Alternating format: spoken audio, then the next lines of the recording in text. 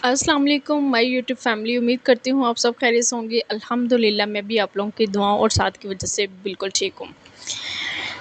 आज का टॉपिक बहुत ही ज़्यादा इम्पोर्टेंट होने वाला है, क्योंकि जब एक लड़की की एक औरत की शादी हो जाती है तो वो टोटली डिपेंड करती है उसके शौहर पर। अगर तो मेरी किसी बहन का लाइफ पार्टनर अच्छा निकला है या उसका नसीब अच्छा है कि उसका शौहर अच्छा है, उसकी इज़्ज़त करता है, उसका एहतराम करता है, उसकी ख्वाहिशात को पूरा करता है, फिर तो उसकी दुनिया में ही जन्नत है। लेकिन अक्सरियत ऐसा नहीं होता। मेरी बहुत सारी बहनें, ख़वातीन, हाउसवाइफ़्स अपने घरों में मुख्तलिफ़ तरह की जंगें लड़ रही हैं। कोई अपने ससुराल के साथ, कोई अपने शौहरों के साथ, कोई अपनी फैमिलीज़ के साथ, कोई घर की ज़िम्मेदारियों के साथ। तो आज की वीडियो में हम जानेंगे वो कौन से तरीके हैं, वो कौन सी टिप्स हैं, अगर वो अपनाएँ तो समझदारी और हिकमत के साथ हम अपने शौहर को बदल सकते हैं। सबसे पहले मैं अपनी बहनों को ये एडवाइस देना चाहूँगी कि कभी भी कोई इंसान परफेक्ट नहीं होता। अगर आप ये सोच रखती हैं कि मैं अपने शौहर को समझाकर, उसको परफेक्ट बनाकर उसके साथ फिर ज़िंदगी गुज़ारूँगी, तो आपकी सोच बिल्कुल गलत है। या फिर अगर आप ये सोच रखती हैं कि मैं अपने हस्बैंड को कंट्रोल कर लूँगी, तो आप कभी भी नहीं कर सकती। आपका जो बचा-खुचा रिश्ता है, आप वो भी ख़राब कर लेंगी। देखिए, ये मियाँ-बीवी का एक ऐसा रिश्ता है जहाँ पे अना की जंगें नहीं लड़ी जाती, जहाँ पे बहसे-मुबाहिसे नहीं होते। जहाँ पे कंपैरिज़न नहीं किया जाता, ना अपने शौहर का अपने साथ, ना किसी दूसरे लोगों के साथ, दूसरे हस्बैंड्स के साथ, अपनी दोस्त के हस्बैंड, अपने रिश्तेदारों के अगर उसमें किसी को ख़ामद आपको पसंद है, उसमें अच्छी क्वालिटीज़ है उसके साथ। पता क्या है, जब एक लड़की की शादी हो जाती है ना, जब वो अपने माँ-बाप के घर से इधर आ जाती है, तो मेरा ख़्याल है उसे आके ना अपने सबसे पहले अपने हस्बैंड की आदत को, उसके अखलाक, उसके तौर-तरीकों को समझना चाहिए। जब आप अपने हस्बैंड को समझाने की बजाय उसे समझने लग जाएँगी ना, यकीन करें आपकी ज़िंदगी में बहुत सारी मुश्किलें वैसे ही हल हो जाएँगी। हमारा रिलेशन दिन ब दिन कमज़ोर पता किस वजह से हो रहा था कि हम अपने हस्बैंड से बहुत ज़्यादा उम्मीदें वाबस्ता कर लेते हैं। उसको परफ़ेक्ट बनाने लग जाते हैं या उसका कंपैरिज़न करना स्टार्ट कर देते हैं। हम ये चाहते हैं कि हमारा हस्बैंड हमसे पूछ कर जाए, हम उससे पूछें कहाँ से आए हो, कहाँ से कहाँ गए हो, किधर बैठे हो, कितनी देर लगाई, ये वो इस तरह की सारी। हम खुद तो ये चाहते हैं कि हमें आज़ादाना मोहब्बत मिले, हम खुद तो ये चाहते हैं कि हमसे कभी कोई क्वेश्चन ना करे, लेकिन हम अपने हस्बैंड को कंट्रोल करना चाहते हैं। तो मोहब्बत ऐसी नहीं होती, रिश्ते ऐसे नहीं चलते मेरी बहनों। वीडियो में साथ-साथ आप मेरी रूटीन देख रहे हैं, यहाँ पे मेरी बेटी ने कहा मम्मा मुझे बोल तो अभी नहीं सकती, छोटी है, लेकिन हमने उससे पूछा कि आप वो यूट्यूब पे आई थिंक या टिकटॉक पे वीडियो देख रही थी, तो ना वहाँ पे बिरयानी उसके सामने आई, तो वो अपने मुँह से इशारा करने लगी कि मैंने भी खानी है।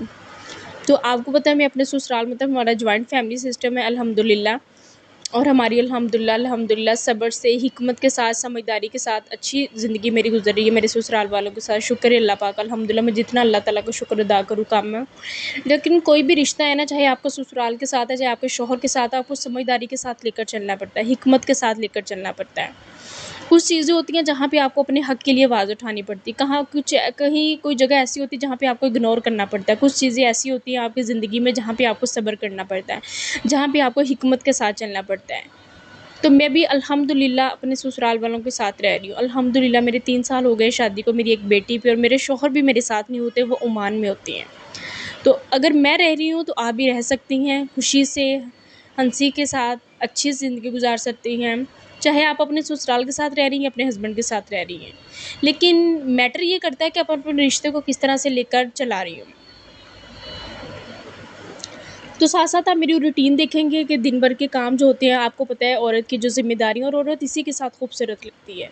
औरत की ज़िम्मेदारियाँ, अगर कोई औरत इस चीज़ से जान छुड़ाना चाहती है ना, तो वो बिल्कुल गलत है।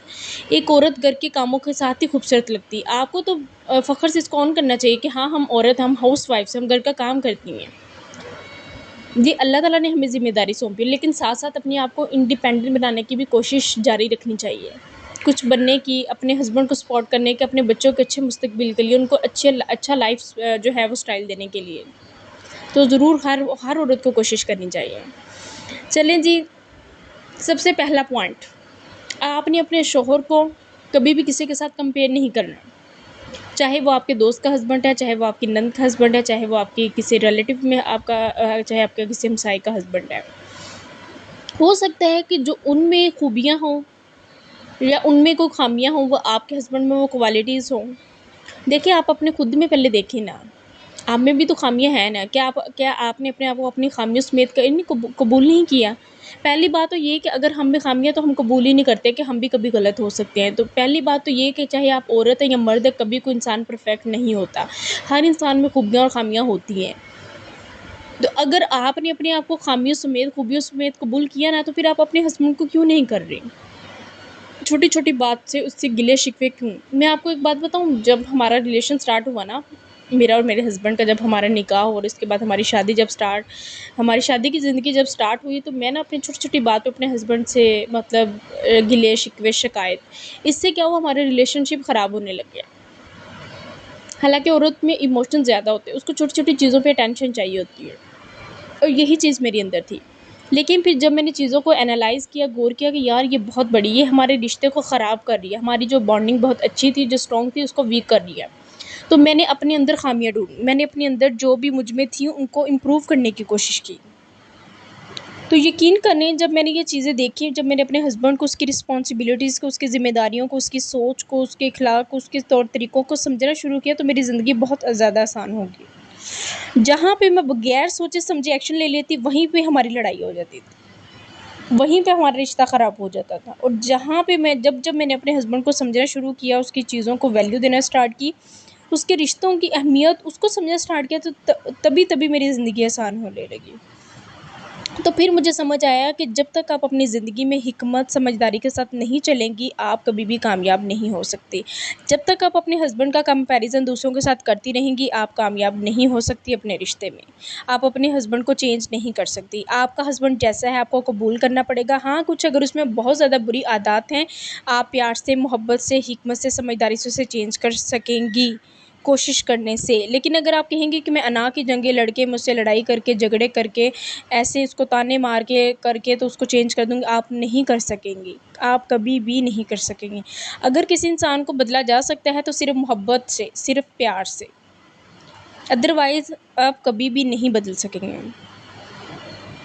नंबर 2 पे, अपने शौहर की कोई भी राज़ है, वो कभी भी, चाहे आपकी उसके साथ लड़ाई हुई है, आपकी अच्छी नहीं बन रही है, अच्छी बन रही है, कुछ भी मामलात है, माली हालात है, कुछ और भी इश्यूज़ है, राज़ है उसका, कुछ भी, कभी भी अपने पेरेंट्स, अपने मेके में जाके, अपने भाभीयों, अपने भाइयों, अपने रिश्तेदारों में, अपने हमसाये के साथ, किसी के साथ कभी भी आपने शेयर नहीं करने।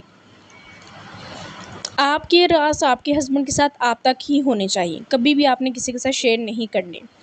इससे क्या होता है, एक तो आपके शौहर की इज़्ज़त कम होना स्टार्ट हो जाती है। दूसरा, जब आपके शौहर की इज़्ज़त कम होती है ना, तो उसी से फिर आपकी इज़्ज़त भी जुड़ी होती है, फिर आपकी भी इज़्ज़त कम होना शुरू हो जाती है। जब फिर आप अपने शौहर की बातें किसी को बताने लग जाती है ना, तो जब फिर महीने बाद जब आपके शौहर में कुछ पॉज़िटिव चेंज आता है या कुछ अच्छी बात कहते हैं, तो जब आप किसी को जाके बताती हैं, तो वो कहती हैं, पहले तो तुम ऐसे कह रही थी, अब तुम ऐसे कह रही हो। तो कभी भी आपने अपने शौहर की बातें किसी से शेयर नहीं करनी, चाहे किस तरह की भी हों। आपके शौहर को आप पे इतना ट्रस्ट होना चाहिए कि ये मेरी बीवी है और मुझे इस पे ट्रस्ट है, ये मैं हम दोनों की बात एक है, ये आगे नहीं करेगी। कुछ भी हो जाए, अपने शौहर को आप स्टैंड करें, उसके साथ खड़ी हों, उसकी बात कभी किसी के साथ शेयर मत करें, प्लीज़। और एक बात, अगर आपके हस्बैंड के साथ लड़ाई हो गई है, कुछ भी हो गया, आपने अपने ससुराल में भी पता नहीं लगने देना। अपनी mother in law, father in law, अपनी नंद, जेठ, जेठानी, कुछ भी, अगर आपके ससुराल में चाहे किसी के साथ अच्छी फ्रेंडशिप ही क्यों ना हो, आपने कभी भी किसी को ये मालूम नहीं होने देना कि आपके दरमियान कुछ मिसअंडरस्टैंडिंग चल रही है, कोई लड़ाई झगड़ा हुई है, कुछ भी हुआ है। ये चीज़ आपके रिश्ते में बहुत ज़्यादा इम्पैक्ट करती है। ये चीज़ आपके रिश्ते को ख़राब कर, लोगों को फिर मौका मिलता है कि वो आपके अंदर आएँ। लोगों को फिर मौका मिलता है कि आपके रिश्ते के अंदर, आप पहले खुद ही लोगों को घुसा लेती हैं अपने रिश्ते में, फिर आप कुछ कहती हो, यार फलाँ बंदा हमारे रिश्ते में आ गया, फलाँ ऐसा आ गया। आप अपने हस्बैंड को समझाएँ अलहदा बैठ के कि यार जब हमारा कुछ भी हो जाए, कॉन्फ्लिक्ट हो जाए, हम दोनों ने सॉल्व करना। आप मुझ पे चीखें चलाएँ, लड़ाई झगड़ा करें, लेकिन हमने किसी को पता नहीं लगने देना। हमने बाहर अपना रिएक्शन नहीं देना, एक्शन कुछ कोई आपने अपना ऐसा एक्शन नहीं करना कि लोगों को पता चले हमारे दरमियान कोई कॉन्फ्लिक्ट चल रहा है। तो उम्मीद करती हूँ कि आज के जो व्लॉग आपको बहुत ज़्यादा पसंद आया होगा। मिलते हैं नेक्स्ट वीडियो में, अपना बहुत सारा ख्याल रखिएगा। अल्लाह हाफ़िज़।